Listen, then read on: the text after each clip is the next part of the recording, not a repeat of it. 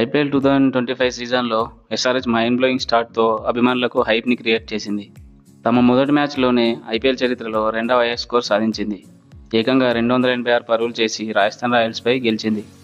అయితే తర్వాత రెండు మ్యాచ్ల్లో అగ్రెసివ్ మైండ్ సెట్తో వచ్చి బోల్తా పడింది.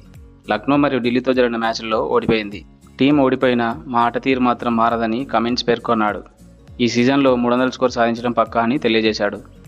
లక్నోతో జరిగిన మ్యాచ్లో వికెట్లు వరుసగా పడిన 190 స్కోర్ చేశామని, ఢిల్లీతో కూడా అనికేత్ వర్మ విధ్వంసానికి ఇంకొక ప్లేయర్ రాణిస్తే 200+ స్కోర్ చేసి విజయం సాధించేవారమని తెలిపాడు. ఏదేమైనా మాట తీరులో మార్పు ఉండదని, దూకుడుగానే ఆడతామని, మిగతా మ్యాచ్ల్లో భారీ స్కోర్లు చేసి కంబ్యాక్ ఇస్తామని ధీమా వ్యక్తం చేశాడు. ఎస్ఆర్హెచ్ తిరిగి ఫామ్ను అందుకొని భారీ విజయాలు సాధించాలని కోరుకుందాం. మీకు కనుక నా వీడియో నచ్చినట్లయితే లైక్ చేసి షేర్ చేయండి. మరిన్ని ఇలాంటి క్రికెట్ అప్డేట్స్ కోసం మన ఛానల్ని సబ్స్క్రైబ్ చేసుకోండి. Thank you for watching.